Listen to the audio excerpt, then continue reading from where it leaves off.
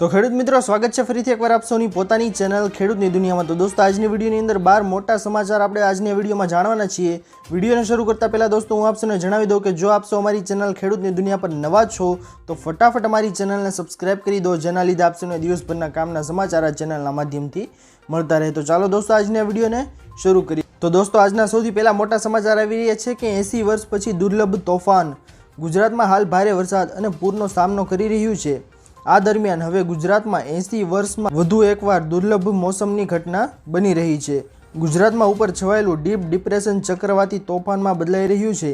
80 વર્ષમાં આ ચોથું એવું તોફાન છે જે જમીન પર પેદા થયું છે અને અરબી સમુદ્ર પર કહેર મચાવશે।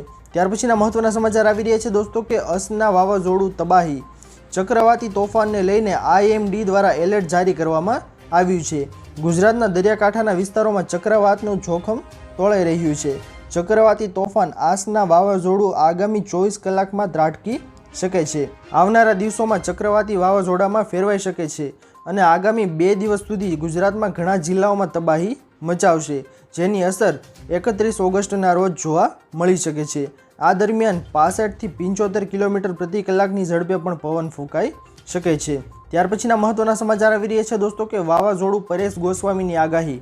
હવામાન નિષ્ણાંત પરેશ ગોસ્વામીએ આગાહી કરી છે, જેમાં કચ્છ ઉપર સ્થિર થયેલું ડીપ ડિપ્રેશન આગળ વધ્યું છે, તેમજ ડીપ ડિપ્રેશન આજે બપોરે 2 વાગ્યાથી આગળ વધશે અને કચ્છના જખો બંદરથી અરબી સમુદ્રમાં જશે, જેથી સૌરાષ્ટ્ર અને કચ્છ વિસ્તારમાં આગામી 24 થી 36 કલાકમાં સાવધાન રહેવું। જો આ વાવાઝોડું બનશે તો થોડા આયુષ્યવાળું હશે, તેમજ ડીપ ડિપ્રેશન સવારે 6 થી 9 વાગ્યા સુધીમાં કચ્છથી દૂર દરિયાકાંઠામાં જશે, જેથી વરસાદનું જોર ઘટતું જોવા મળશે। ત્યારબાદના મહત્વના સમાચાર આવી રહ્યા છે દોસ્તો કે હજી અતિ ભારે રેડ એલર્ટ। રાજ્યમાં હજુ પણ ભારેથી અતિ ભારે વરસાદ પડવાની સંભાવના છે। આજથી 6 દિવસ સુધીમાં ભારે વરસાદની આગાહી કરવામાં આવી છે। હવામાન વિભાગે આજથી 1 સપ્ટેમ્બર સુધી માછીમારોને દરિયો ન ખેડવાની સૂચના આપી છે। દરિયાકાંઠામાં LCIII સિગ્નલ યથાવત રાખવામાં આવ્યું છે। સૌરાષ્ટ્ર અને કચ્છમાં સર્જાયેલું ડીપ ડિપ્રેશન હજુ પણ યથાવત છે। આ ડિપ્રેશન 3 કિલોમીટરની ઝડપે આગળ વધી રહ્યું છે। કચ્છ, મોરબી, જામનગર, દ્વારકા, રાજકોટ, પોરબંદર, જૂનાગઢમાં અત્યંત ભારે વરસાદ સાથે રેડ એલર્ટની આગાહી કરવામાં આવી છે। ત્યારબાદના સમાચાર આવી રહ્યા છે દોસ્તો કે મુખ્યમંત્રીની તાબડતોડ મીટિંગ।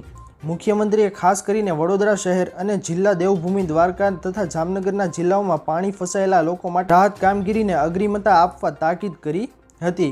મુખ્યમંત્રીએ આ સંદર્ભમાં કહ્યું કે પૂરમાં જે લોકો ફસાયેલા છે તેમને પાણી ઓસરતા સુધી ફૂડ પેકેટ, પીવાના પાણીના પાઉચ તેમજ આરોગ્ય રક્ષક દવાઓ પહોંચાડવાની વ્યવસ્થા રાજ્ય સરકારની પ્રાયોરિટી છે। એટલું જ નહીં, અસરગ્રસ્ત જિલ્લાઓમાં જ્યાં વીજ પુરવઠો ખોરવાય છે તેને પણ ત્વરાએ પૂર્વવત કરવામાં આવી રહ્યો છે। ત્યારબાદના સમાચાર આવી રહ્યા છે દોસ્તો કે રસ્તાઓ બંધ, રેલવે બંધ। ગુજરાતમાં ભારે વરસાદથી રેલ સેવાઓ પર અસર પડી છે।